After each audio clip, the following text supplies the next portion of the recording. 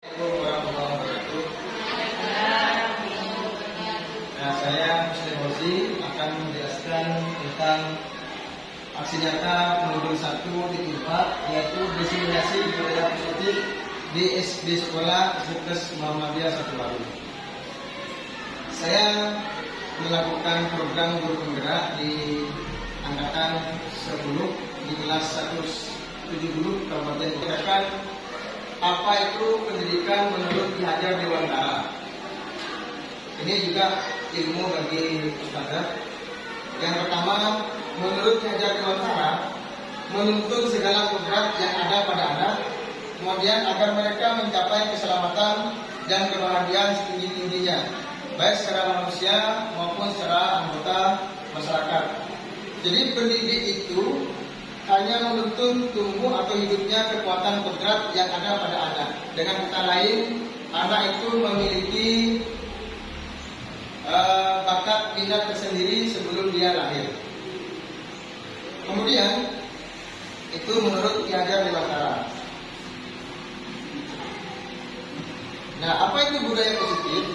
Budaya positif di sekolah yaitu nilai dan kebiasaan. Jadi budaya itu kebiasaan yang berpihak pada murid agar mereka dapat berkembang menjadi pribadi yang kritis dan penuh hormat serta tanggung jawab. Nah, apa itu budaya positif?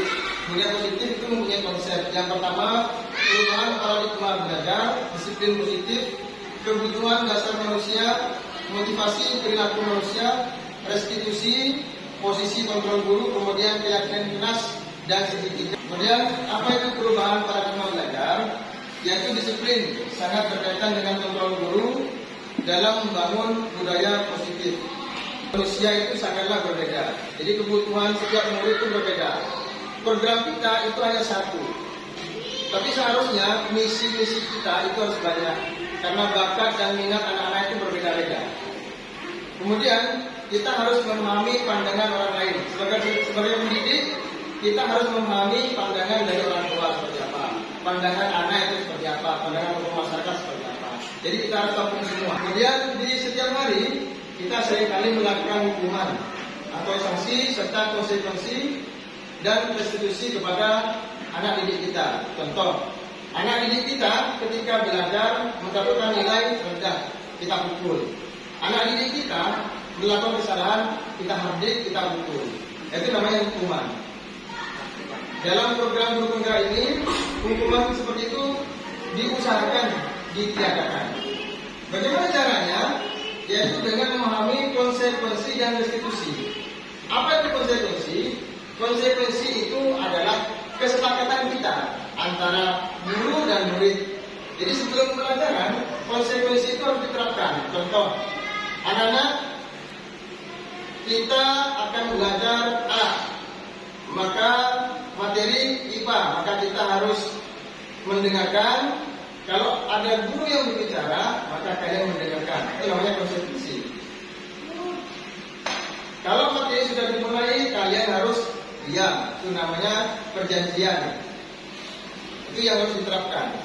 Jadi kalau itu dilanggar, boleh melakukan sesuatu yang harus ditepati dalam konsekuensi itu sendiri. Kemudian restitusi. Restitusi itu apa? Restitusi itu mengganti waktu, mengganti kegiatan dari anak yang tidak melakukan. Contoh, ketika anak berdoa bersama, kemudian anak lain itu terlambat 5 menit, maka anak yang terlambat, konsekuensinya adalah mengganti waktu yang sudah terlewati 5 menit. Apa namanya? Waktu yang sudah terlewati, yaitu berdoa. Jadi dia menambahkan doa selama 5 menit. Itu namanya restitusi. Nah, kemudian semua perilaku itu memiliki tujuan. Manusia perilakunya itu ada motivasinya, ada penyemangatnya. Bisa penyemangat dari luar, bisa penyemangat dari dalam, eksternal dan internal.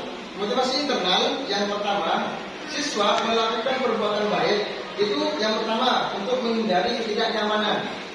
Contoh, saya siswa masuk kelas lebih awal karena takut dipukul guru. guru. Itu menghindari ketidaknyamanan. Nah, itu yang dihindari. Kemudian ada motivasi eksternal lagi, yaitu mendapatkan imbalan. Contoh, siapa yang masuk lebih awal akan mendapatkan hadiah. Kemudian motivasi internal, yaitu siswa sudah mulai menyadari diri sendiri bahwa disiplin itu sangat perlu. Itu motivasi internal. Ada ciri-ciri kontrol guru yang ada pada sekolah kita. Yang pertama yaitu penghukum. Ada guru yang sifatnya sebagai penghukum. Ada guru yang sifatnya sebagai penghukum. Contoh, ada siswa yang salah, dia langsung dihukum. Kemudian ada pembuat merasa bersalah. Contoh, gara-gara kamu ini jadi sakit, gara-gara kamu ini jadi berbuat kesalahan. Dan itu siswa nanti akan merasa bahwa itu dia bersalah. Jadi hindari guru yang punya sifat sebagai penghukum dan mempunyai sifat merasa bersalah. Kemudian pemantau. Guru pemantau ini hanya memantau kurang disiplin. Biasanya ini dikerjakan oleh kepala sekolah. Kemudian sepatu kurang bagus, tapi hanya memantau saja. Kemudian teman, ada guru yang bersifat teman. Bagaimana caranya? Bersifat teman itu seperti mereka menganggap seperti teman biasa.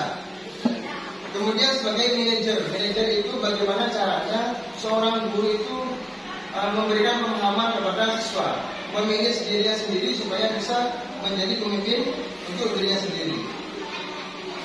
Setiap anggota kelas harus belajar, kemudian senang melakukan tugas. Ini namanya konsekuensinya. Sebelum memulai pembelajaran, dikasih tahu dulu. Jadi anak-anak itu akan paham. Kemudian selalu bersikap positif, tidak membuli, tidak membuang sampah sembarangan, dan seterusnya. Kemudian hormat kepada ustaz dan ustaz peraturan. Ayo anak-anak, atur rata sepatunya, itu namanya peraturan. Kalau dia bilang kelas, kita menanyakan tanggung jawab. Anak-anak, kesepakatan kita kemarin seperti apa? Menata buku Ustaz, ayo tata bukunya. Nah seperti itu. Jadi mereka dibuat sadar dengan tanggung jawabnya. Restitusi itu apa Ustaz? Restitusi itu adalah mengganti waktu atau kegiatan yang sudah dilalui. Jadi bukan hukuman, cuma mengganti saja. Contoh, kita sudah merojaah, ada murid yang terlambat dan tidak ikut merojaah, dia harus merojaah sendiri. Itu namanya restitusi. Identitas, kemudian validasi tindakan yang salah, kemudian menanyakan keyakinan kelas tadi yang sudah terbentuk. Ditanyakan kembali kalau ada siswa yang melakukan kesalahan, diingatkan kembali. Contoh, nah ini kegiatan ketika kita menstabilkan identitas. Apa itu menstabilkan identitas? Maksudnya kita menstabilkan keadaan jiwa anak yang melakukan kesalahan. Tidak pas pokok, jangan diambil. Itu tidak stabil nanti.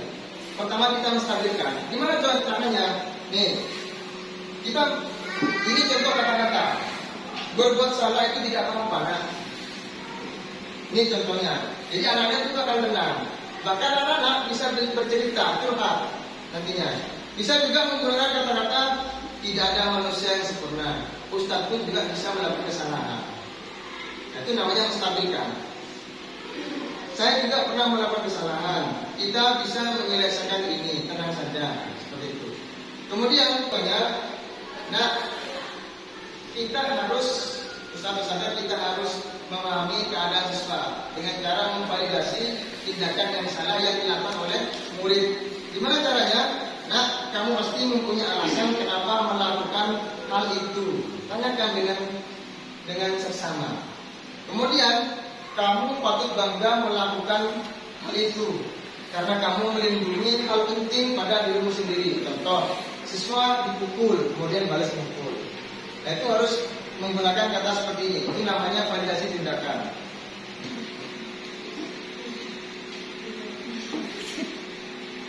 Nah, yang ketiga, menanyakan keyakinan kelas yang sudah disepakati. Apakah itu termasuk pelanggaran keyakinan kelas yang sudah disepakati? Contoh, apa yang kita percaya sebagai kelas atau keluarga? Kemarin kita buat keyakinan kelas. Nah, kita harus seperti apa? Gitu. Kemudian apa nilai-nilai umum yang telah kita sepakati? Gitu. Kemudian apa bayangan kita tentang kelas yang sudah kita sepakati kemarin? Itu namanya cara membuat keyakinan kelas.